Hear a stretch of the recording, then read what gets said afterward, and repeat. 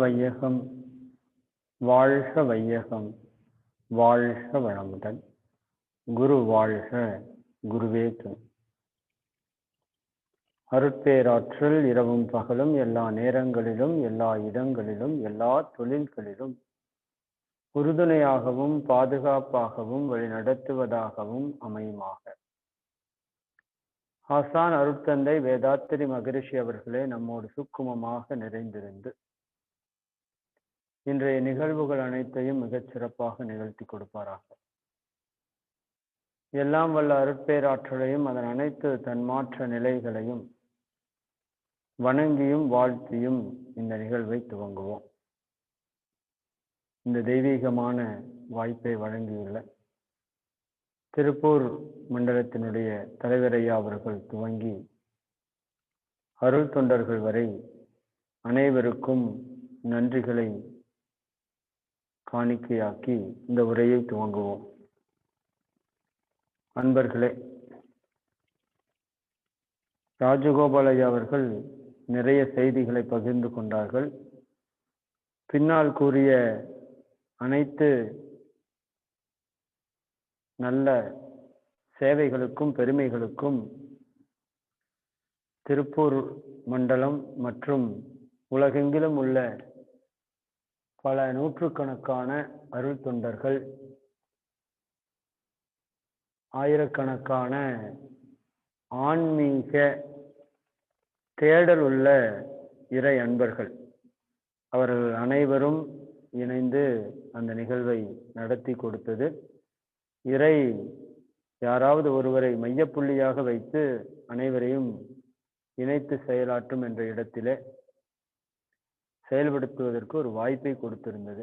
அந்த விதத்திலே அனைத்து இறை உள்ளங்களுக்கும் மனித தெய்வங்களுக்கும் நன்றிகளை தெரிவித்து இப்பொழுது நாம் சொற்பொழிவுக்குள் செல்வோம். ஜீவ பிரம்ம ஐக்கிய முக்தி, இந்த வார்த்தை சிலருக்கு சற்றே புதிதாக இருக்கலாம். ஜீவன் பிரம்மத்தோடு ஐக்கியம் ஆகக்கூடிய நிலை, அதற்கு பெயர் முக்தி என்று சொல்லுகின்றோம். அருட்தந்தை அவர்கள் எல்லாம் வல்ல தெய்வமது கவியிலே இறுதி வரிகளிலே அவன் நீ ஒன்றாய் அறிந்த இடம் அறிவு முழுமை அது முக்தி என்று சொல்வார்கள். இரண்டும் ஒன்றுதான். ஜீவனாகிய ஜீவாத்மா பிரம்மமாகிய பரமாத்மாவோடு ஐக்கியமாகக்கூடிய நிலையை முக்தி என்று சொல்கின்றோம். இதையே மனித வாழ்க்கையினுடைய நோக்கம் என்றும் அனைத்து மகான்களும் கூறுகின்றனர். இந்த நோக்கத்தை அடைவதற்காகத்தான் மனித பிறவி என்பதையும் நாம் பல்வேறு முறைகளிலே கேட்டிருக்கின்றோம். இந்த கேட்கின்ற விஷயத்திற்கும் நம்முடைய செயல்பாட்டிற்கும் இன்னும் கொஞ்சம் இடைவெளி அதிகமாக இருக்கிறது என்று நான் நினைக்கின்றேன். நிறைய கேட்கின்றோம், ஆனால் செயல்பாடுகளிலே நிறைய மாற்றம் நிகழ்வதில்லை. ஐயா அவர்கள் சொன்னது போல அருட்தந்தை அவர்களுடைய கவிகளிலே சொல்லப்படாதது இல்லை. நாம் ஒரு விஷயத்தை மீண்டும் பதிவு செய்ய விரும்புகின்றேன். பல இடங்கள்ல நாம் அதை தான் பேசிட்டு இருக்கிறோம். நிறைநிலையை மறந்து, இந்த கவியை நல்லா கொஞ்சம் ஆழ்ந்து உள்வாங்கிக்கோங்க. நிறைய கவி சொல்ல போறது இல்லை, ஒரு 2-3 கவி தான், மற்றதெல்லாம் பொதுவான விஷயங்கள் தான். அருள் தொண்டு என்கின்ற ஒரு தலைப்பிலே அருட்தந்தை அவர்கள் ஒரு கவியை இயற்றி இருக்கிறார்கள். நிறைநிலையை மறந்து 5 புலன்கள் மூலம், நிறைநிலை என்றால் இறைநிலை, அந்த தெய்வ நிலையை மறந்து 5 புலன்கள் மூலம் நினைவலையாய் இயங்கி 5 புலன்கள் மூலம் நிலைவலையாய் இயங்கி மனம் எல்லை கட்டி சிறைப்பட்ட நிலைமையதே மாயையாச்சு. எது மாயை அப்படின்னா, அந்த நிறைநிலையை மறந்து நாம் செயல்பட்டு கொண்டிருக்கின்ற நிலை மாயை. இந்த 4வது வரிக்காகத்தான் நான் உங்ககிட்ட இதை பேசணும்னு எடுத்தேன். சிந்தனையில் உயர்ந்து பெற்ற அகத்தவத்தால், அந்த ரொம்ப இம்பார்ட்டன்ட் வார்த்தை. சிந்தனையில் உயர்ந்து பெற்ற அகத்தவத்தால் இறைவனோடு நிறைநிலையில் நிற்க கற்றோம். சிந்தனையில் உயர்ந்து பெற்ற அகத்தவத்தால் இறைவனோடு நிறைநிலையில் நிற்க கற்றோம். இந்த இடத்துல நாம எந்த இடத்த விட்டோம் அப்படிங்கறத நீங்க புரிஞ்சுக்கலாம். அகத்தவத்தால் இறைவனோடு நிறைநிலையில் நிற்க கற்றோம் அப்படிங்கிறதுக்கு முன்னாடி, சிந்தனையில் உயர்ந்து பெற்ற அகத்தவத்தால் இறைவனோடு நிறைநிலையில் நிற்க கற்றோம். எல்லையற்ற வீடுற்றோம் அறிஞர் போற்றும் மறை பொருளே அகத்ததுவாய் விளங்கும் உண்மை மற்றவர்க்கும் உணர்த்தி உளம் மகிழ்வோம் வாரீர். நான் இந்த உரையில நேரடியாவே சொல்லிடுறேன். முழுக்க தொண்டை பற்றி தான் இந்த ஜீவ பிரம்ம ஐக்கிய முக்கியத்துக்கு அடிப்படையாக பேச போகிறோம். ஏன்னா அன்பர்களே, நாம் கொண்டு வந்த வினையினுடைய அளவு எவ்வளவு என்பது யாராலும் கணக்கிட முடியாது. அவ்வளவு வினைகளை தாங்கி வந்திருக்கக்கூடிய ஆத்மா நாம். அத்தனை வினைகளையும் கழிப்பதற்கான வாய்ப்பை மகான்கள் நமக்கு கொடுத்திருக்கிறார்கள். மகரிஷி அவர்கள் மிக மிக எளிமைப்படுத்தி கொடுத்திருக்கிறார்கள். அந்த அருட்தந்தை அவர்களுடைய வழிகாட்டுதலிலே நான் புரிந்து கொண்டது 2 விஷயங்கள் ஜீவ பிரம்ம ஐக்கிய முக்திக்கு வழிகாட்டுகின்றன. ஒன்று பயிற்சிகள், மற்றொன்று சேவை. பயிற்சிகள் மூலமாக நாம் நம்முடைய கர்ம வினைகளை நீக்கிக் கொள்ள முடியும். அதே போல தொண்டின் மூலமாகவும் நாம் கர்ம வினைகளை நீக்கிக் கொள்ள முடியும். மகரிஷி அவர்கள் ஒரு கவியில கூறுறாங்க, இந்த கவியை நீங்க பலமுறை கேட்டிருப்பதற்கு வாய்ப்பு இருக்கிறது. ஏன்னா நாம பயிற்சிக்கு காட்டக்கூடிய முக்கியத்துவத்தை தொண்டுக்கு காட்டுகின்றோமா அப்படிங்கிறது கொஞ்சம் கேள்வியாக இருக்கக்கூடிய விஷயம். ஒரு நாளைக்கு காலையில 1 மணி நேர உடற்பயிற்சி, காலையில 1/2 மணி நேர தியானம், மாலையில 1/2 மணி நேர தியானம், 2 மணி நேரம் காயகல்பம் குறைஞ்சது 9 முறை பண்ணுனா அதுக்கு ஒரு 10 நிமிடம். ஜீவகாந்த பெருக்க பயிற்சி பண்ணா ஒரு 20 நிமிடம். கிட்டத்தட்ட 2.5 மணி நேரம் பயிற்சிக்காக செலவிடக்கூடிய நாம் அருள் தொண்டுக்கு என்று எவ்வளவு நேரத்தை நாம் செலவிடுகிறோம் அப்படிங்கிறத பார்க்கணும்.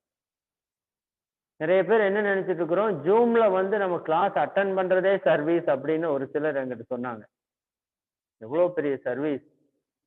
அதாவது ஜூம்ல கிளாஸ் அட்டன் பண்றது அப்படிங்கிறது நமக்கு நாம் செய்து கொள்ளக்கூடிய ஒரு மிகப்பெரிய நன்மை, இல்லைன்னு சொல்லல. ஆனா பிறர் துன்பம் போக்குவதற்காக செய்யக்கூடிய செயல்களைத்தான் தொண்டுன்னு சொல்றோம். மகரிஷி சொல்றாங்க, அகநோக்கு பயிற்சியால்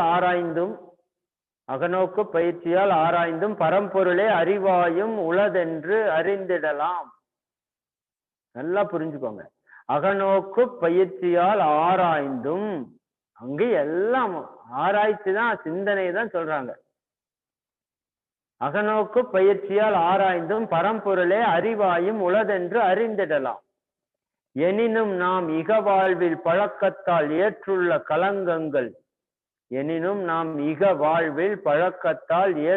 களங்கங்கள் இனிதாய் மாற தொண்டே ஏற்ற வழி அதை செய்வோம். இதுதான் இன்றைய மிகப்பெரிய செய்தி. அப்ப இக வாழ்வில் பழக்கத்தால் ஏற்றுள்ள களங்கங்கள் இனிதாய் மாற தொண்டே ஏற்ற வழி அதை செய்வோம்னு சொல்லியாச்சுங்க. நாம செய்து கொண்டுதான் இருக்கிறோம், நான் இல்லை என்று சொல்லவில்லை. ஆனா இன்னும் கொஞ்சம் அதிகமாக்குவதற்கான ஒரு வாய்ப்பை இந்த உரை கொடுத்தால் நம்முடைய முக்தி கொஞ்சம் அருகிலே செல்வதற்கு வாய்ப்பு இருக்கும். ஏன்னா இப்ப நாம் ஒரு நாளைக்கு ஒரு 1 மணி நேரமாவது நாம் தொண்டு செய்கின்றோமா அப்படிங்கிற கேள்வியை நமக்கு நாமே ஒரு தற்சோதனைக்கு எடுத்துக்கொள்வோம்.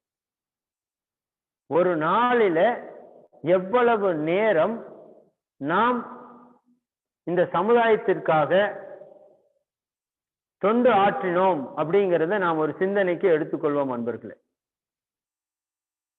அதற்கு ஒரு கவி சொல்றாங்க பாருங்க, பிறர் நலத்துக்கு உதவாத உடல் வலிவும் அறிவும் பெற்ற பிறவியும் மதிப்பும் விலங்கினத்ததாகும். பிறர் நலத்திற்கு உதவாத உடல் வலிவும் அறிவும் பெற்ற பிறவியும் மதிப்பும் விலங்கினத்ததாகும். விலங்கு என்ன பண்ணும் பாருங்க, அந்த விலங்கினத்தினுடைய தன்மை தான் நம்ம கிட்ட வந்திருக்கு. அது யார்? மனிதன் அடுத்த வரையில சொல்றாரு, பிறர் உழைப்பின் விளைவாலும் பிறர் உதவியாலும். மகரிஷி கவிக்கு விளக்கமே தேவையில்லை. பிறர் உழைப்பின் விளைவாலும் பிறர் உதவியாலும் பிழைக்கின்றோம் என்ற உண்மை மறவாதோன் மனிதன். இது இரண்டாவது ஸ்டெப். சரி, முதல் ஃபர்ஸ்ட் ஸ்டெப் விலங்கினத்தினுடையது. அதாவது பிறர் நலத்திற்கு உதவாத உடல் வலிவும் அறிவும் பெற்ற பிறவியும் மதிப்பும் விலங்கினத்தினுடையதுன்னு சொல்லிட்டாரு. ரெண்டாவது சொல்றாரு, பிறர் உழைப்பின் விளைவாலும் பிறர் உதவியாலும் பிழைக்கின்றோம் என்ற உண்மை மறவாதோன் மனிதன்.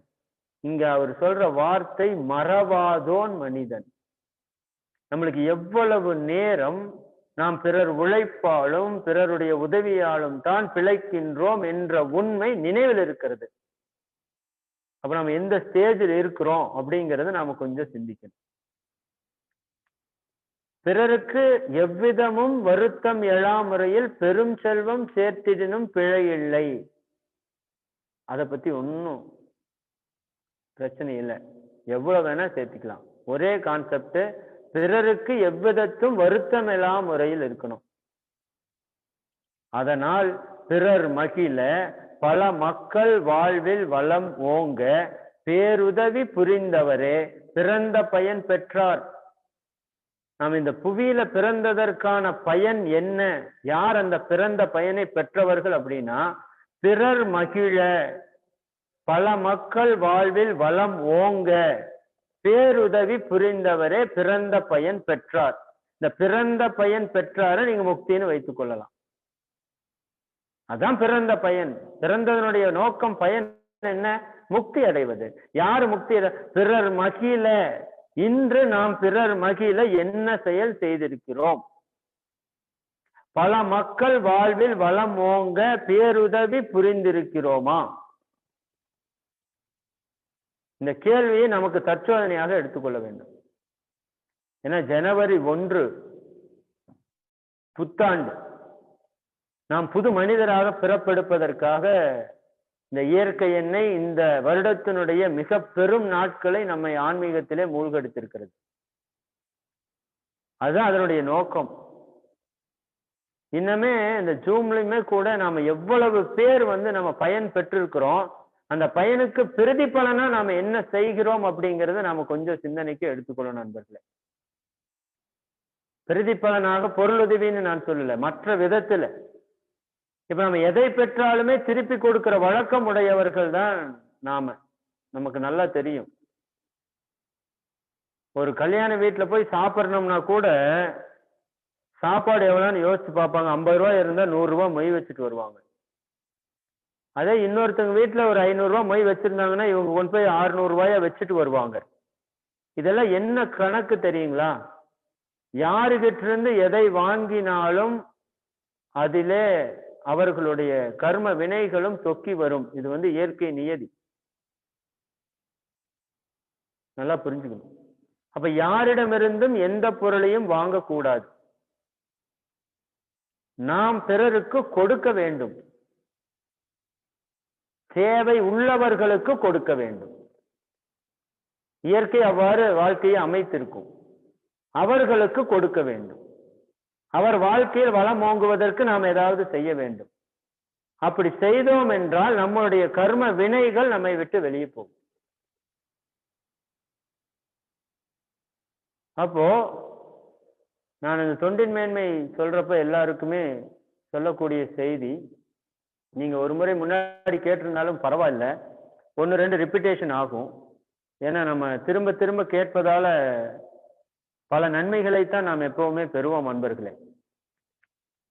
அருட்தந்தை அவர்கள் சொல்றாங்க, ஆதியினம் பரம்பொருள் மெய் எழுச்சி பெற்று அணுவென்ற உயிராகி அணுக்கள் கூடி மோதி இணைந்து இயங்குகின்ற நிலைமைக்கு ஏற்ப மூலகங்கள் பலவாகி அவை இணைந்து வேதித்த அண்ட கோடிகளாய் மற்றும் பிறப்பு இறப்பு இடை உணர்தல் இயக்கமாகி நீதி நெறி உணர் மாந்தராகி வாழும் நிலையுணர்ந்து முக்தி அடைந்து இன்பம் காண்போன்னு சொல்லல, இறையுணர்வு பெற்று இன்பம் காணும்னு சொல்லல. நீதி நெறி உணர் மாந்தராகி வாழும் நிலை உணர்ந்து தொண்டாற்றி இன்பம் காண்போன்னு முடிக்கிறார். அப்ப தொண்டாற்றினால்தான் இன்பம் என்பது மகரிஷியுடைய கருத்து. கொண்டு வந்த வினையை தொண்டு செய்தால் மட்டுமே போக்க முடியும்னு அறுதியிட்டு சொன்ன மகான். நாமளும் சேவை செய்கிறோம். ஒரு நாளைக்கு எவ்வளவு நேரம் சேவை செய்கிறோம்? ஒரு நாளைக்கு 1 மணி நேரமாவது நம்ம சேவை செய்ய முடியுமா முடியாதுங்களா? நாம யோசிச்சு பார்ப்போம். 24 மணி நேரத்துல மகரிஷி சொல்றாங்க இல்லையா, 1% நீங்கள் இந்த சமுதாய சேவைக்காக கொடுங்கள். எத்தனை பேர் நம்ம ப்ராப்பரா கொடுக்கிறோம்? நாம சம்பாதிக்கிற சம்பாத்தியத்துல 1% 100 ரூபாயில 99 ரூபாய் நீங்க வச்சுக்கோங்க. 1 ரூபாய் இந்த சமுதாயத்துக்காக கொடுங்க. இந்த சமுதாயம் தான் அந்த 100 ரூபாய் கொடுத்துருக்கு. அப்ப இந்த சமுதாய மேன்மைக்காக நாம கொடுக்கணும். எவ்வளவு பேர் நம்ம ப்ராப்பரா பண்றோம்? அதே போல ஒரு நாள் 24 மணி நேரத்தை இறைவன் நமக்கு வாழ்றதுக்காக கொடுக்குறான். இந்த சமுதாயத்துல அத்தனை விஷயங்களும் நமக்கு வந்து சேருகிறது. மகிழ்ச்சி சொல்லுவாங்க, ஏன் தொண்டு செய்யணும்? பிறந்தது முதல் இன்று வரை நமக்கு வேண்டிய அத்தனை வாழ்க்கை வசதிகளையும் யோசிச்சு பாருங்க. அத்தனை வாழ்க்கை வசதிகளையும் மிக சிறப்பாக செய்து கொண்டிருக்கிற இந்த மனித இனம் எவ்வளவு கொடுத்தாலும் தகும் இல்லையா? சரிங்களா? அதாவது அந்த கடமையில சொல்றப்பவே சொல்லுவோம், நாம் இந்த சமுதாயத்திலிருந்து மொத்தமாக கடனை வாங்கிவிட்டோம். இந்த உடல், உயிர், மனம், அறிவு, ஆத்மா அத்தனை நாம வாங்கியாச்சு. அதனால சொல்றாரு மகரிஷி, பிறருக்காகவே வாழ வேண்டும். மனிதரெல்லாம் பிறருக்காக வாழ வேண்டும் என்று மண்ணுலகில் அறிஞர் பலர் கூறியுள்ளார். எப்படி வாழணுமாமாங்க? மனிதரெல்லாம் பிறர்க்காகவே வாழ வேண்டும் என்று மண்ணுலகில் அறிஞர் பலர் கூறியுள்ளார். புனிதமுள்ள இந்த நெறி புதிதல்ல புதிரும் அல்ல.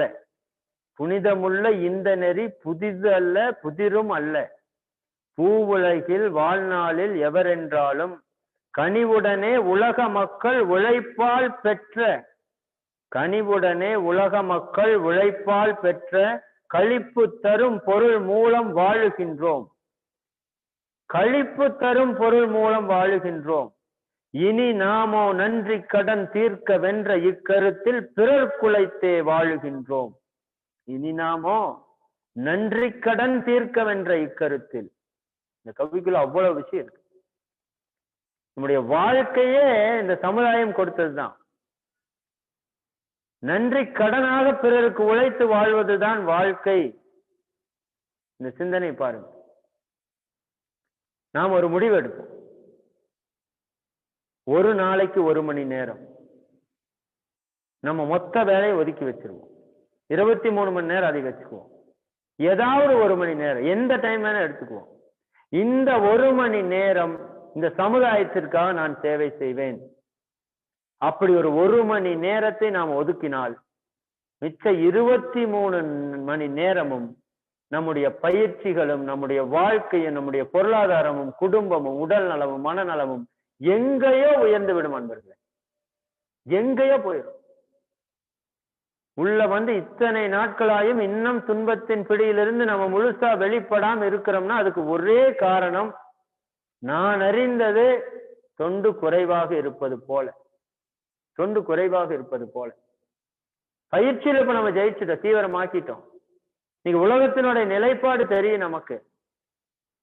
ஆனா தொண்டு மிக குறைவாக இருக்கிறது. இன்னொரு கவியில சொல்றாரு பாருங்க, யாரு அரக்கன், யாரு பக்தன், யாரு தேவன், நாம எந்த நிலையில் இருக்குன்னு தெரிஞ்சுக்கலாம். என்னையும் சேர்த்து சொல்றேன்.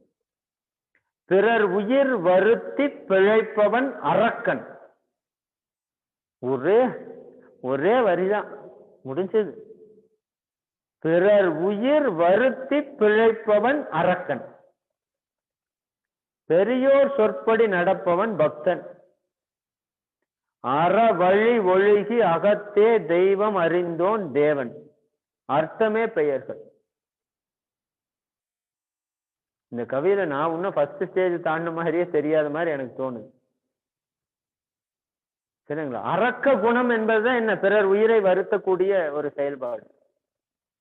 பிறர் துன்பம் போக்குவதுதான் மனித குணத்தினுடைய அடிப்படையே. மனிதனுக்கு இருக்கிற சிறப்புல மிக பெரும் சிறப்பு என்னங்க? பிறருடைய துன்பம் போக்குவதற்கான வாய்ப்பை இறைவன் கொடுத்திருக்கிற ஒரே உயிரினம் மனிதனுக்கு தான். பிறர் உணர்ச்சிகளை கூர்ந்து உணர்ந்து அவர்களுக்கான நன்மைகளை செய்வதற்கான வாய்ப்பை பெற்றவன். எது உண்மையான தொண்டுன்னு சொல்றாரு பாருங்க. உயிர்கட்கு பசி, வெப்பதற்பம், காமம், உணர்ச்சிகள் பொது. நீங்க தேவைகள் 3 பார்த்திருப்பீங்க இல்லையா? உணவு, தட்பவெப்ப ஏற்றத்தாழ்வு, சரிதானுங்களா? கழிவுப்பொருள் உந்து வேகம், இது எல்லாத்துக்கும் பொது. இவற்றை தீர்க்க உயிர்கள் எல்லாம் தேவை, சூழ்நிலை, பழக்கம் ஒக்க தம் முயற்சியினை பயன்படுத்தும். எல்லா உயிர்களும் என்ன பண்ணுங்க? இந்த 3ஐ சரி கட்டுறதுக்காக அந்த தேவை, அந்த சூழ்நிலை, அதனுடைய பழக்கம், இதற்கு தகுந்த மாதிரி தன்னுடைய முயற்சியினை பயன்படுத்தும். உயிர்களிலே பிற உயிரின் உணர்ச்சி கூர்ந்து உணர்ந்து ஒத்து உதவும் பேராற்றல் பெற்ற. இந்த 5, 6வது வரி ரொம்ப முக்கியம். உயிர்களிலே பிற உயிரின் உணர்ச்சி கூர்ந்து உணர்ந்து ஒத்து உதவும் பேராற்றல் பெற்ற உயிரினமே மனிதனெனும் உயர் தோற்றமாம். உண்மையினை உணர்ந்து ஒழுகல் உயர் நோன்பாகும். இதுக்கு மேல ஒண்ணும் இல்லை சொல்றது. இப்ப நம்மளோட சிறப்பு என்ன? பிற உயிர்களுடைய உணர்ச்சியை கூர்ந்து உணர்ந்து ஒத்து உதவக்கூடிய பேராற்றல் கொண்டவர்கள் தான் நாம. அப்ப நம்முடைய நிலைப்பாட்டை மகான்கள் மிக தெளிவாக வெளிப்படுத்துகிறார்கள். அப்ப ஏன் நம்மால இவ்வளவு பயிற்சிகளை செய்தும் இன்னும் ஏன் நம்மால அந்த நிலைக்கு அதிகமான நெருக்கத்துக்கு போக முடியல அப்படின்னா, மகரிஷி முன்னாடியே சொல்றாங்க, தொண்டே ஏற்ற வழி. அந்த தொண்டை நாம இன்னும் கொஞ்சம் அதிகரிக்கணும். மகான்கள் பாருங்க, நேற்றுக்கு அந்த ஒரு செய்தியை ஒரு இடத்துல பகிர்ந்து கொண்டேன். ஆனா அது எனக்கு கிடைத்த புதிய செய்தின்னு வச்சுக்கோங்களேன். அது உங்கள்கிட்ட இது வரைக்கும் நான் சொல்லி இருக்கிறதுக்கு வாய்ப்பு இல்லை. இப்ப இறையுணர்வு பெறுகிறார்கள் ஒரு மகான்கள். பாருங்க, ஒரு மனிதன் தன் சிந்தனையில் உயர்ந்து உயர்ந்து உயர்ந்து உயர்ந்து ஒரு குறிப்பிட்ட நிலையில இறைவனோடு மெர்ஜ் ஆகிறார். அதோடு அந்த மனிதனுடைய நோக்கம் நிறைவாகி விட்டது. அப்படித்தானே? உங்களுக்கு புரியுது இல்லையா? மகான்கள் இறையுணர்வை பெற்று விட்டார்கள். இறையுணர்வை பெற்றதற்கு பிறகு அவர்கள் தங்களுடைய செயலை நிறுத்திக் கொள்ளவில்லை. அன்பர்களே, மிக தீவிரமாக்குகின்றார்கள் அந்த செயலை. அது வரைக்கும் அறநிலையில வாழ்ந்துதான், தவங்கள் பயிற்சிகளை எல்லாம் செய்துதான், தொண்டை செய்துதான் அவர்கள் அந்த இறையுணர்வை பெறுகிறார்கள். அந்த இறையுணர்வை பெற்றதற்கு பின்பு மிக தீவிரமாக செயல்படுகிறார்கள். அப்ப மனிதனுடைய வாழ்க்கையுடைய நோக்கம் இறையுணர்வு என்பதாக இருந்தால் அவர்கள் அந்த இடத்திலேயே முற்றுப்புள்ளி வைத்திருக்க வேண்டும். இறையுணர்வை பெற்றாச்சு, வாழ்க்கையினுடைய ஓட்டம் முடிந்தது என்று. ஆனா அதற்கு அப்புறம் அவர்கள் தீவிரமாக ஒரு செயலை செய்கிறார்கள். என்ன செயல் என்றால், தான் அனுபவித்த அந்த இறையுணர்வை அனைவரும் அனுபவிக்க வேண்டும் என்பதற்காக தங்களுடைய வாழ்க்கையை அர்ப்பணிக்கிறார்கள். இறையுணர்வு பெற்ற அத்தனை பேருடைய வரலாற்றிலும் இந்த நான் சொன்ன செய்தி இருக்கும். இறையுணர்வு பெறாதவரை அரைகுறையாக கூட செய்திருக்கலாம். பெற்றதற்கு பிறகு அவருடைய வேகம் மிக தீவிரமா இருக்கும். அப்ப அவருடைய செய்தி என்ன? சரிங்களா?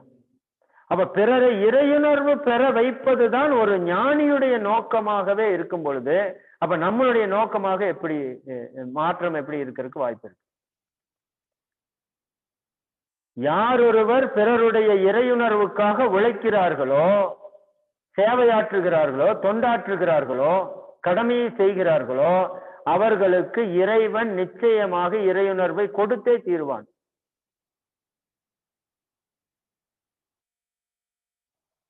தாயுமான சுவாமிகள் அருட்தந்தை அவர்களுடைய ஒரு மிகச் சிறந்த குரு.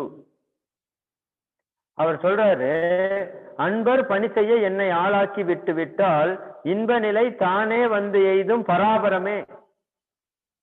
அன்பர் பணி செய்ய என்னை ஆளாக்கி விட்டு விடு. கடவுள் வந்து கேட்கிறார், என்னையா உனக்கு வேணும்? எனக்கு ஒண்ணு வேண்டாம். அவர் இறையுணர்வை கேட்கல, முக்திய கேட்கல. அன்பர்களுக்கு பணி செய்வதற்கு என்னை ஒரு கருவியாக மாற்றிவிடு. மகரிஷி கூட அந்த விஷயத்தை அப்படியே ஒரு கவியில சொல்லியிருப்பார். இறைவா நற்கர்மயோகம் உலக சமயம் என்ற எண்ணமதை என்னுளத்தை எழுப்பி விட்டாய். சரிங்களா? ஒரு சிறு தொண்டனாக என்னை உலகுக்கு ஆக்கு. அவர் என்ன கேட்கிறாருங்க? ஒரு சிறு தொண்டனாக என்னை உலகுக்கு ஆக்கு. எவ்வளவு பெரிய விஷயம்! அவர் கையெழுத்துல எந்த இடத்துலயாவது பாருங்க, எங்க அவர் கையெழுத்து இருந்தாலும் உலக நல தொண்டன் அப்படின்னு ஒரு வார்த்தை இருக்கு. உலக நல தொண்டன். சரிங்களா? ஏன்னா ஔவையார் சொன்னதிலேயே பெரிது பெரிதுல பெரிதும் பெரிது தொண்டர்தம் பெருமைதான் சொல்லவும் பெரிது. தொண்டரே இறைவனுக்குள் அடக்கம்னு சொல்றாங்க. இறைவரே தொண்டருக்குள் அடக்கம்னு சொல்றாங்க. அப்போ தொண்டு செய்பவர்கள் இறைவனை நோக்கி போக வேண்டியதில்லை. தொண்டு செய்பவர்களை நோக்கி இறைவன் வருவான். அன்னை தெரசாவுடைய வாசகத்தை நான் மறுபடியும் ஞாபகப்படுத்த விரும்புகிறேன். இரு கைகளை கூப்பி இறைவனை வணங்கினால் நீ இறைவனிடம் செல்வாய். ஒரு கையை நீட்டி நீ பிறருக்கு உதவினால் இறைவன் உன்னிடம் வருவார். இதுக்கு மேல சொல்றதுக்கு என்ன இருக்குங்க?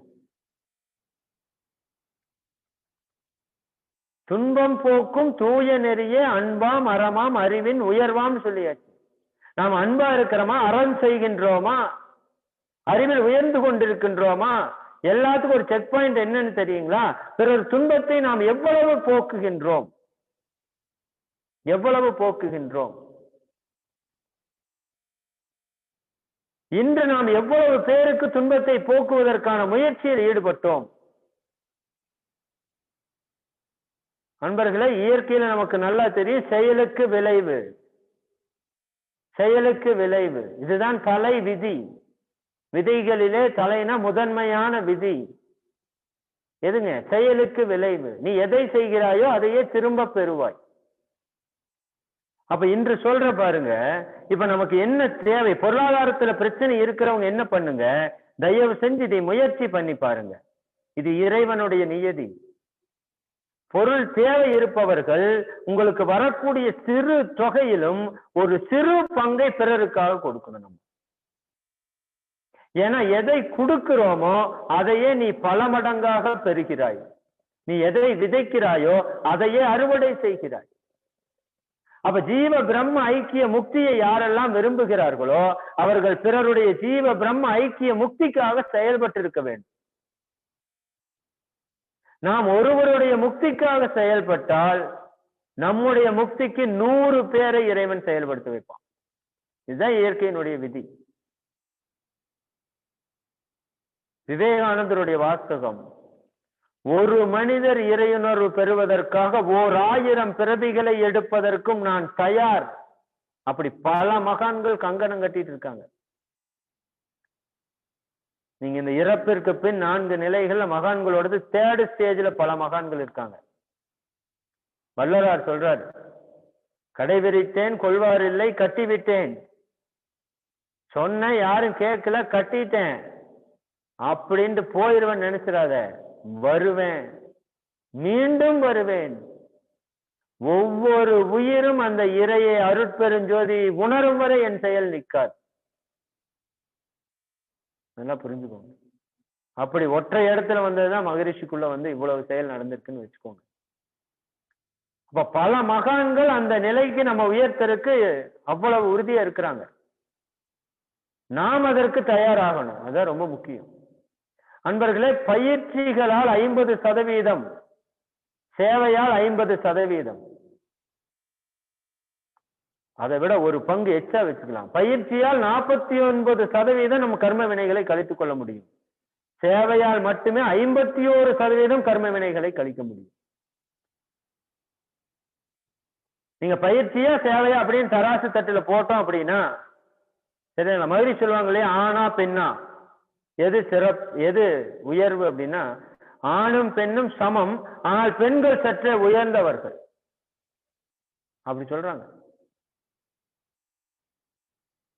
அந்த மாதிரி பயிற்சியா சேவையா அப்படின்னு கேட்டா, பயிற்சியும் சேவையும் சமம், ஆனால் தொண்டுக்கு சற்றே அதிக சிறப்பு இருக்கிறது. அன்பர்களே, இந்த வார்த்தை முக்கியம். பயிற்சி செய்யாமல் இறையுணர்வு பெற்ற மகான்கள் உண்டு. பிறருடைய துன்பம் போக்கக்கூடிய தொண்டை செய்யாமல் இறையுணர்வு பெற்ற மகான்கள் கிடையாது. மகான்கள் கிடையாது இந்த பூமியில. அப்ப தொண்டிற்காகத்தான் நாம் பிறந்திருக்கிறோம். நம்முடைய வாழ்க்கையே தொண்டிற்காக.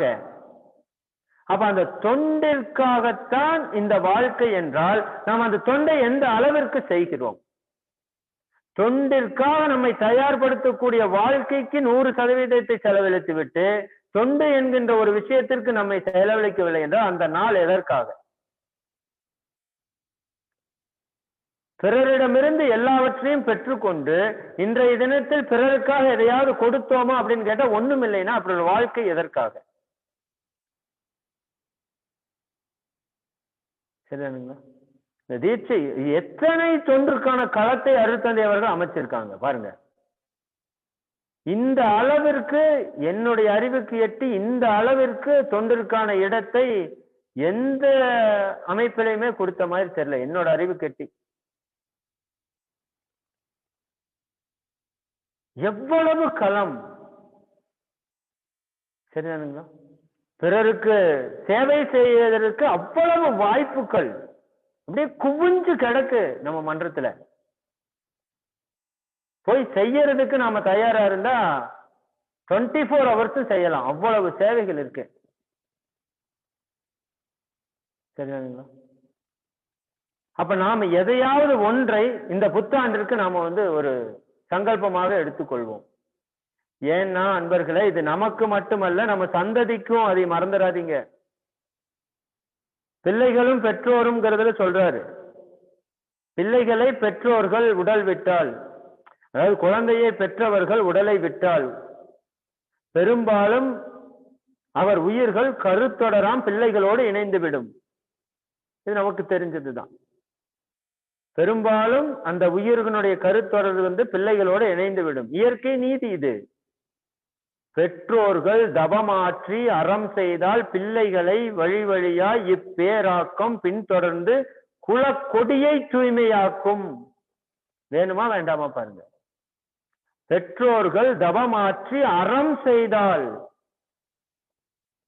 பிள்ளைகளை வழி வழியாய் இப்பேராக்கம் பின்தொடர்ந்து குலக்கொடியை தூய்மை செய்யும். ஒவ்வொன்றும் மகிழ்ச்சி எடுத்து காட்டுறாங்க. நம்மளுடைய சந்ததிகள் சிறப்பாக வாழ வேண்டுமா வேண்டாமா? நம்ம இந்த 3 ஜெனரேஷன் எடுத்துக்கோங்க. தாத்தா வாழ்ந்த சந்தோஷம் அப்பாட்ட இல்ல, அப்பா வாழ்ந்த சந்தோஷம் நம்ம கிட்ட இல்ல, நம்ம வாழ்ந்த சந்தோஷம் நம்ம குழந்தைகிட்ட, நம்ம பையன் இருக்கிற சந்தோஷம் நம்ம பேரங்கிட்ட இல்ல. அப்படின்னு என்ன ஆயிருக்குங்க? பாவக்கணக்கை தாத்தா 90% கொடுத்தாருன்னா நாம பையனுக்கு என்ன பண்ணிருக்கணும்? அதுல ஒரு 85% மாத்தி கொடுத்திருந்தோம்னா நம்ம பையன் நம்மளை விட நல்லா இருந்திருப்பான். அவன் ஒரு 5% கழிச்சு 80% மாத்தி கொடுத்திருந்தா இப்படி 10 தலைமுறை போயிருந்ததுன்னா அவன் பையன் வந்து இறையுணர்வு பெற்று. இப்ப டெட் எகெயின்ஸ்டா இருக்கு. தாத்தா 10% பாவம் பண்ணி கொடுத்திருந்தாருன்னா அப்பா 20% மாக்கி, பையன் 30% மாக்கி, பேரன் 40% மாக்கி, இன்னைக்கு 50% மாக்கி இருக்கிறோம். எவ்வளவு துன்பம் பெருகி இருக்கு பாருங்க அன்பர்களே. இந்த உலகத்துல இவ்வளவு விஞ்ஞானம் வளர்ந்து இருக்கிறது, ஆனால் உடல் துன்பம் இன்னைக்கு எந்த அளவுக்கு உயர்ந்து இருக்கிறது பாருங்க. பயமா இருக்கு, மன துன்பம், குடும்பத்துல பிரச்சனை, உலகம் முழுக்க பிரச்சனைகள் தலைவிரித்தாடுது, குடும்பம் முழுக்க பிரச்சனைகள் தலைவிரித்தாடுது, பார்க்கிற உலகம் முழுக்க. அப்ப இதனுடைய காரணம் என்ன நம்ம அனலைஸ் பண்ணணுமா வேண்டாமா? அப்ப அதற்கெல்லாம் எனக்கு தெரிஞ்ச ஒரு பெரும் காரணம், வள்ளுவர் சொன்ன ஒரே காரணம், இலர் பலராகிய காரணம் நோற்பார் சிலர் நோவாதார் பலர். நல்லா புரிஞ்சுக்கணும். இன்பம் இல்லாதவர்கள் பலர் ஆனதற்கான காரணம். இப்பவுமே நம்ம மனவளக்கலை நிறைய பேர் சொல்றாங்க, எனக்கு இன்னும் இந்த பிரச்சனை, அந்த பிரச்சனை, அந்த பிரச்சனை, இந்த பிரச்சனை. பிரச்சனை இருக்கிறது தவறு இல்லைங்க. பிரச்சனையால துன்பம் வந்ததுன்னா நம்ம சரியா ஏதோ பண்ணலன்னு அர்த்தம். ஒண்ணு தொண்டை சரியா பண்ணல, இல்லாட்டி பயிற்சியை சரியா பண்ணல. இந்த ரெண்டையும் சரியா பண்றவங்களுக்கு என்னைக்குமே பிரச்சனை வந்து பார்த்திருக்கேன் தவிர அவங்க துன்பப்பட்டு நான் பார்த்ததில்லை. இந்த ரெண்டுல ஏதோ ஒண்ணு நம்ம விடுபட்டுட்டோம், அதனாலதான் நம்ம இவ்வளவு சிரமப்படுறோம்னு பாருங்க. சிலர் நல்ல சர்வீஸ் பண்ணுவாங்க, பயிற்சி பண்ண மாட்டாங்க, பயிற்சியை சரியா பண்ண மாட்டாங்க. சிலர் நல்லா பயிற்சி பண்ணுவாங்க, சர்வீஸ் பண்ண மாட்டாங்க. இந்த ரெண்டுக்கும் சேர்ந்து வரணும்னா கொஞ்சம் ரேர் தான். ஆனா பண்ண முடியுமானா நிச்சயமா முடியும். பண்ணினாத்தான் வெற்றி, இல்லாட்டி வெற்றிக்கு வாய்ப்பு ரொம்ப குறைவு. தவமா தற்சோதனையான்னு கேட்க, தவம் தற்சோதனைக்கு உதவும், தற்சோதனை தவத்திற்கு உதவும். இரண்டுமே ஒன்றுக்கு ஒன்று உதவும் அன்பர்களே. நல்லா தவம் பண்ணா தற்சோதனை பண்ண முடியும், நல்லா தற்சோதனை பண்ணா தவத்தில் ஆழ்ந்து போக முடியும். தவத்தை மட்டும் பற்றி கொண்டவர்களும் இறையுணர்வை பெற்றதில்லை, தற்சோதனை மட்டும் பற்றி கொண்டவர்களும் இறையுணர்வை பெற்றதில்லை. அது போல பயிற்சியும் செய்ய வேண்டும், தொண்டும் செய்ய வேண்டும். ரெண்டு ரத்த மாட்டு வண்டி போல் இருக்கணும். இந்த பக்க பயிற்சி, இந்த பக்க தொண்டு, அப்படி இருக்கணும். ரட்ட தண்டவாளத்துல ரெண்டு அது நிக்கணும். அப்பதான் ட்ரெயின் சரியா போகும். ஒண்ணு சரியா இருந்து இன்னொன்னு சரியா இல்லாட்டி அதில் நம்ம வண்டி ஓட்ட முடியும். அப்ப தொண்டிற்கு நாம் இன்னும் கொஞ்சம் நம்மளுடைய நேரத்தை, மகிழ்ச்சி அழகா சொல்றாரு, பொருள் இருக்கிறவங்க பொருள் கொடுங்க, உடல் உழைப்பு கொடுக்கிறவங்க உடல் உழைப்பு கொடுங்க, சரிங்களா? என்ன முடியுமோ முடிஞ்சது தானே கொடுக்க சொல்றோம். நல்லா நம்மளுடைய நேர மேலாண்மை அட்டவணை போட்டு பாருங்க, எத்தனை நேரம் நம்மளுடைய நேரம் வீணாயிருக்குன்னு. இது நான் இங்க இருக்கிறவர்களுக்கு மட்டும் சொல்லல, பொதுவாக இந்த செய்தி உலகம் முழுக்க சொல்லப்படுகிற செய்தி. அப்படி வச்சுக்கோங்க. மொத்த நேர மேலாண்மை அட்டவணை போடுங்க, சரிதானுங்களா? எத்தனை நேரம் நம்ம வீணாக்கிட்டு இருக்கிறோம். தொண்டுக்காக பயன்படுத்தினால் ஒரு சில வருடங்களில் நம்ம தொண்டு செய்யறதுக்கு ஆள் இருக்க மாட்டாங்க.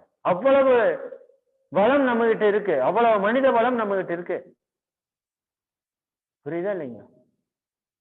அப்ப அந்த வளத்தை நாம என்ன செஞ்சிட்டு இருக்கிறோம்? வீணடித்து கொண்டிருக்கின்றோம். நல்லா புரிஞ்சுக்கணும்.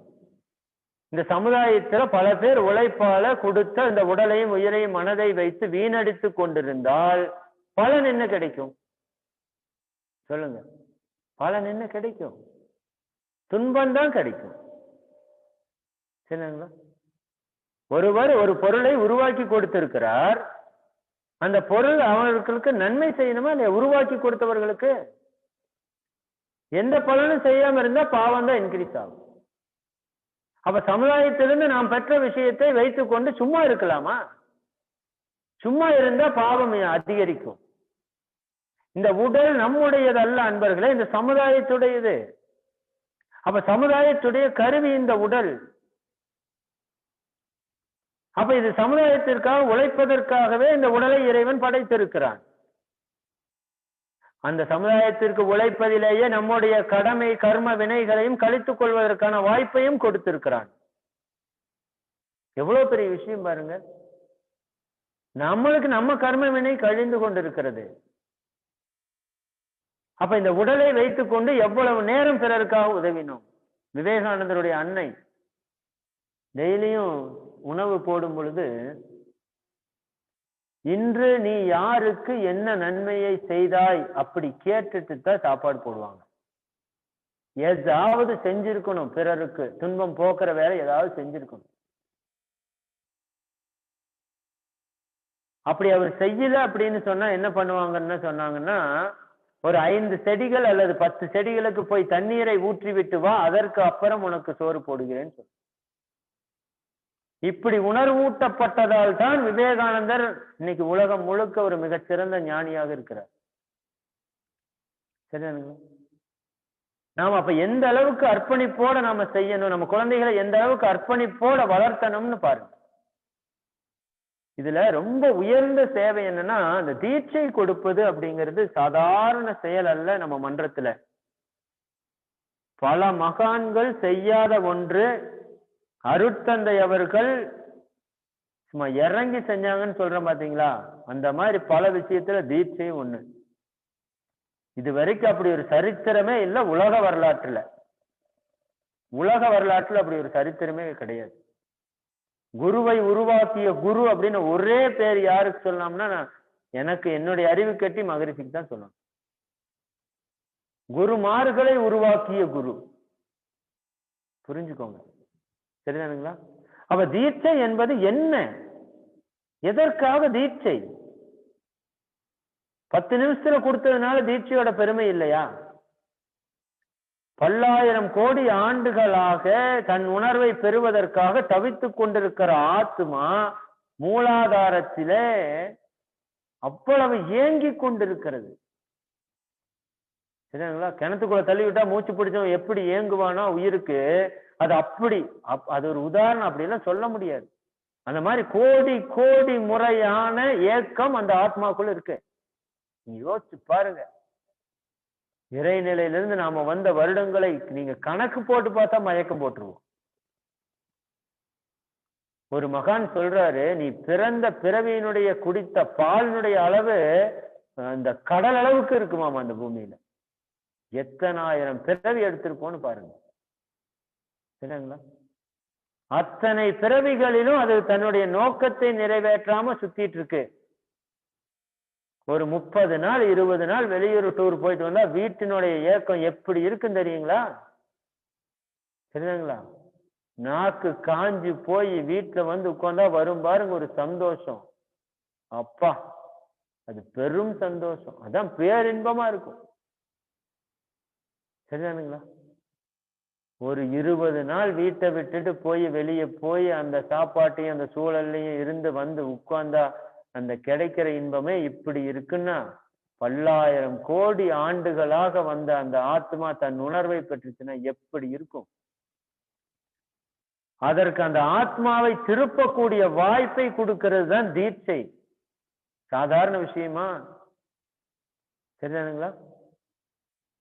ஒருவருடைய உயிரை உய்விக்கக்கூடிய செயல், அதை செய்யற கூட புண்ணியம் வேண்டும் அன்பர்களே, இல்லாட்டி முடியாது. சரிங்களா? தேடி தேடி போய் தீட்சை கொடுக்கணும். நம்ம தீட்சை கொடுக்கறதுக்கான வாய்ப்பை நம்ம எப்படி உருவாக்கணும் பாருங்க. இதை மட்டும் தொடர்ந்து செஞ்சு பாருங்க. சரிதானுங்களா? இந்த டைம்ல கொஞ்சம் கேர்ஃபுல்லா பண்ணுங்க, மற்ற நேரங்கள்ல. சரிதானுங்களா? அப்படி தீட்சை கொடுத்தவர்களுடைய வாழ்க்கையெல்லாம் பார்க்கிற, அவருடைய வாழ்க்கையை அவங்க குழந்தைகளுடைய வாழ்க்கையில எங்கேயோ உயர்ந்து நிற்கிறத பார்க்கிறோம். அப்ப மன்றம் முழுக்க பிறர் துன்பம். உடல் வழியில் ஒருத்தர் வர்றாரு, நோயில ஒருத்தர் வர்றாரு, ஒரு உடற்பயிற்சி சொல்லி கொடுத்து அவருக்கு ஆறுதலா 4 வார்த்தை பேசிட்டீங்கன்னா உங்க உடல் இருக்கிற எத்தனை கர்ம வினைகள் கழிக்கப்படும் பாருங்க.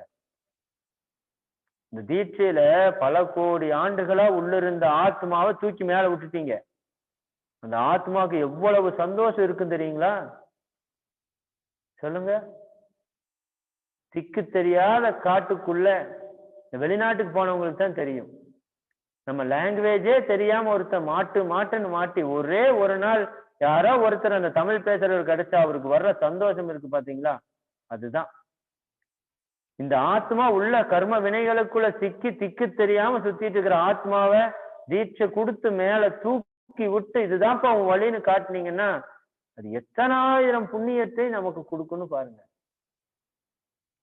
அத்தனாயிரம் புண்ணியத்தை பெறுவதற்கு நமக்கு ஒரு புண்ணியம் வேணும்ல, அதுதான் ரொம்ப முக்கியம். சரிதானுங்க? அப்ப நமக்கு களம் அவ்வளவு இருக்கு.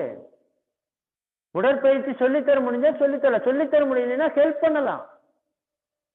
தியானம் நடத்தலாம், மன்றத்துல ஒரு சொற்பொழிவை கொடுக்கலாம், மன்றத்தை தூய்மை செய்யலாம், பிறருக்கு இந்த செய்தியை சொல்வதற்கு நம்ம வாழ்க்கையில அர்ப்பணித்துக் கொள்ளலாம்.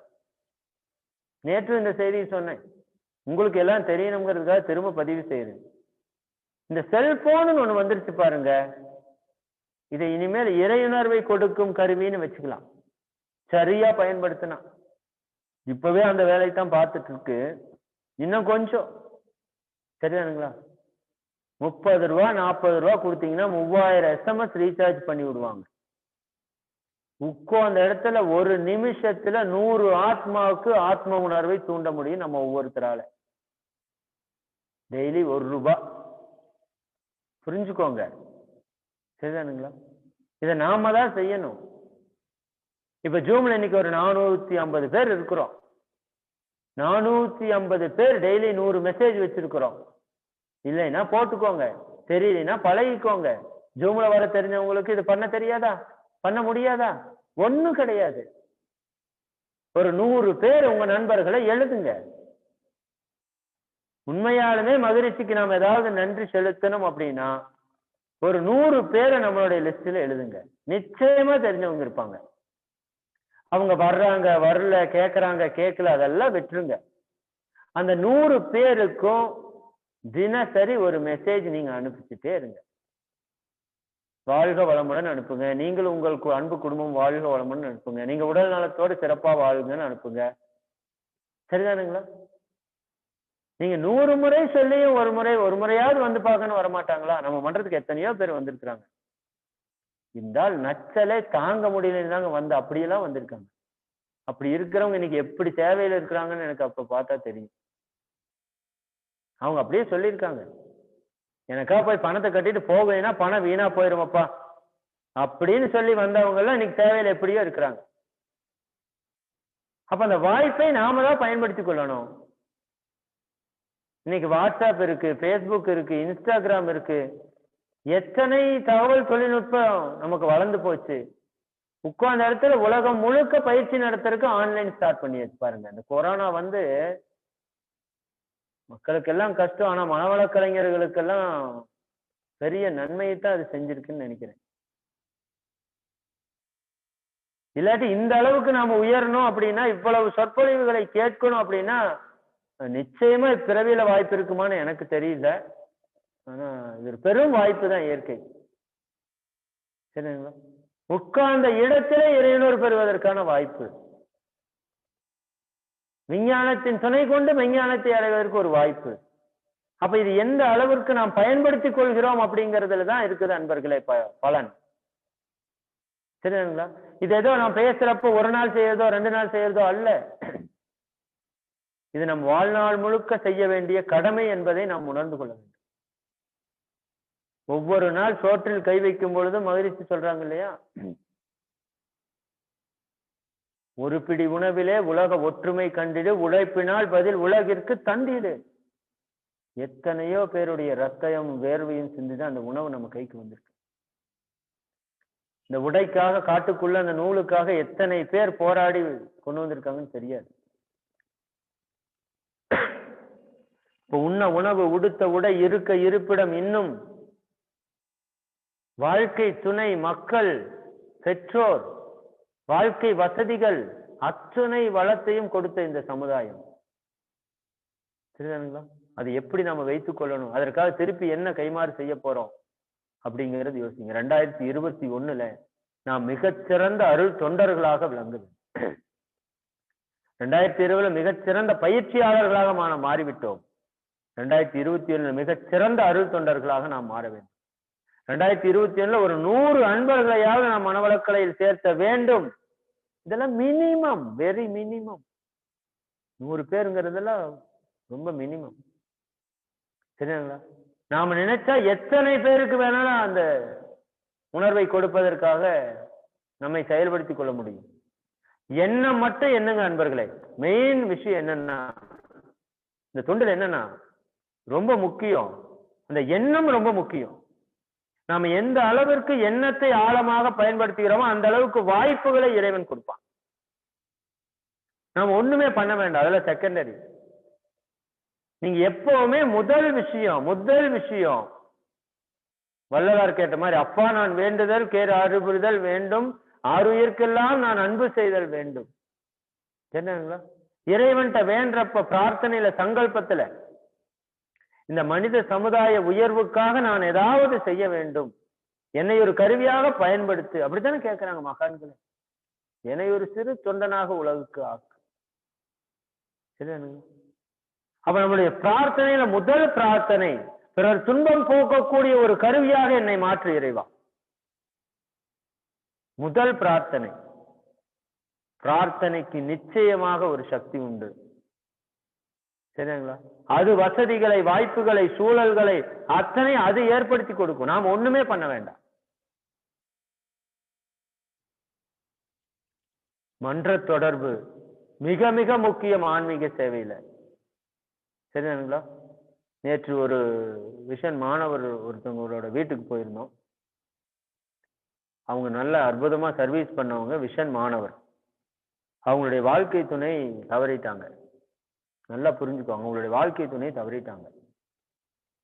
5 நாட்கள் ஆயிட்டு.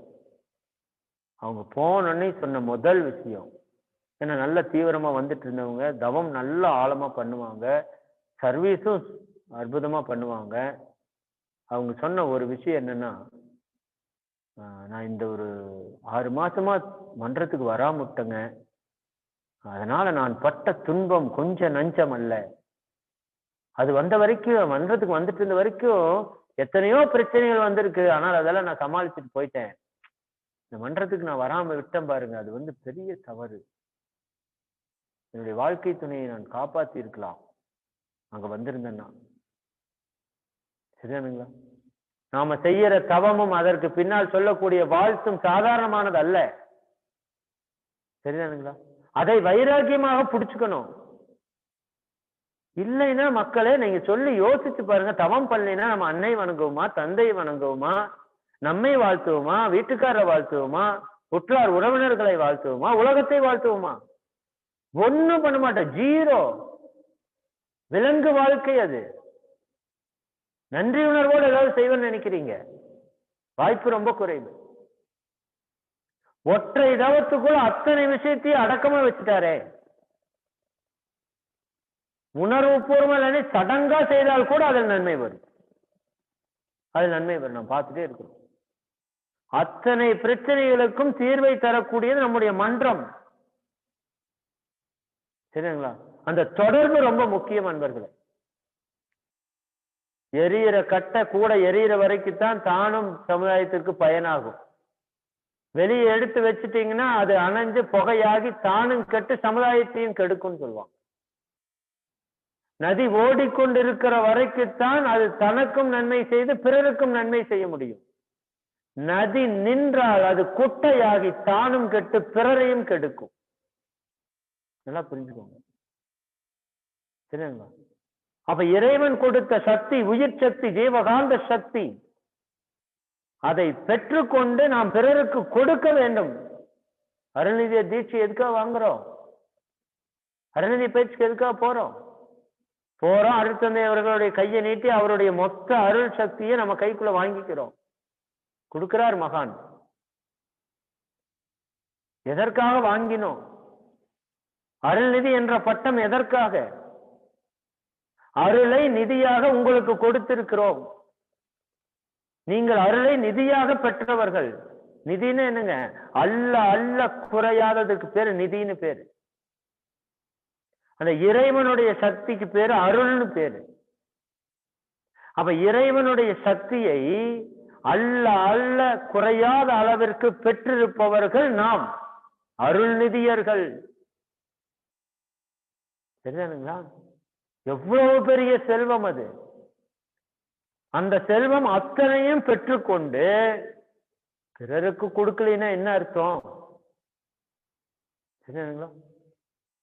நம்ம எதற்காக அதை வாங்கணும்? வாங்கின சக்தியை கொடுக்கலைன்னா என்ன ஆகும்?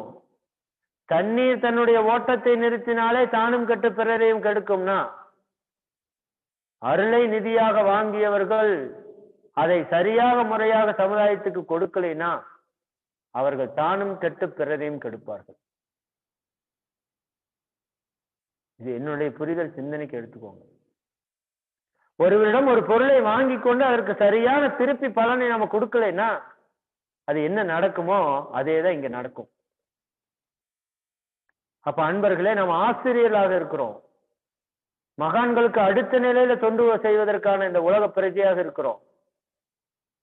இறைவனுக்கு அடுத்தது இந்த உலகத்தில் உச்சகட்டமா இருப்பவர் மகான்கள். மகான்களுக்கு அடுத்தது தவம் செய்து மகானாக முயற்சி இருக்கிற நீங்களும் நானும். நாம் செய்யாமல் யார் செய்வது? இத்தனை விளக்கம் தெரிந்த பிறகும் வரலைன்னா கஷ்டம். தொண்டுக்கு வரணும், தொண்டர் படை வேணுங்கிறார் மகரிஷி. நீங்க படிச்சிருக்கீங்களா? உலகை காட்பதற்காக தொண்டர் படை வேண்டும். ஜாதி மத தேச இன பேதங்கள் தனி உடைமை பற்று மக்கள் பாசம் விட்டு நீதி வழுவாமல் கற்பொழுக்கம் காத்து நில உலக பொதுவான பிரஜை என்ற சாதனையில், அதுக்கு பின்னாடி வர்றதுதான் முக்கியம். நில உலக பொதுவான பிரஜை என்ற நம்மள யாருங்க? we are citizen, உலக மக்கள், உலக பிரஜை. சமுதாய தொண்டு செய்தே தாங்களும் வாழ்ந்து உலகத்தை திருத்தும் சாந்தி தூதர்களாய் உலக சமுதாய சேவா சங்க தொண்டர் படை செயலாற்றும் உலகமெங்கும். எங்கீங்க? உலகமெங்கும். எப்படி எழுதியிருக்காரு பாருங்க. சாந்தி தூதுவர்களாய் உலக சமுதாய சேவா சங்க தொண்டர் படை செயலாற்றும் உலகமெங்கும். யாரோ வருவாங்க நினைச்சுக்காதீங்க. நாம 400 பேர் தான் போகணும். சரியானுங்களா? நாம தான் முன்னோடி. நான் பலமுறை சொல்றேன், அந்த செய்தியை சொல்லி நிறைவு செய்யறேன். அன்பர்களே, நம்ம தொடக்கத்தில் இருக்கிறோம். தொடக்கத்தில் இருக்கிறோம். இந்த யுகத்திலே ஆன்மீக புரட்சியினுடைய திரட்சியினுடைய தொடக்கத்தில் இருக்கிறோம். அதனால் நாம கொஞ்சம் கஷ்டப்பட்டுதான் ஆகணும். நம்ம பின்னாடி நம்ம குழந்தைகள் நல்லா இருக்கணும், நம் சந்ததி நல்லா இருக்கணும், இந்த உலகம் நல்லா இருக்கணும் அப்படின்னா அதற்காக நாம் சில தியாகங்களை செய்தே ஆக வேண்டும். நல்ல குணநலம் பெற்றவர்கள் இந்த உலக நன்மைக்காக தங்களை தியாகம் செய்தே ஆக வேண்டும் என்கிறார் விவேகானந்தர். சரிங்களா? அப்ப எந்த ஒன்றையும் கெடாமல், எதையும் கெடுக்காமல் மகிழ்ச்சி அதில் ரொம்ப ஸ்ட்ராங்கா இருக்காங்க.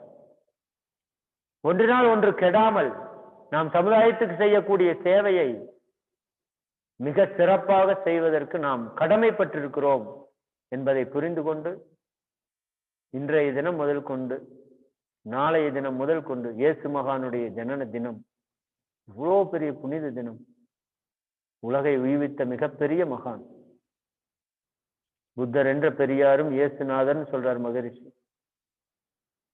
அந்த மகானுடைய பிறந்த தினத்திலிருந்து நாம் தொடங்குவோம். வைகுண்ட ஏகாதசி, சொர்க்கவாசல் திறப்பு. சரிங்களா? சொர்க்கம் நிச்சயமாக நாளைக்கு நமக்கு திறக்கும், மாற்று கருத்தே இல்லை.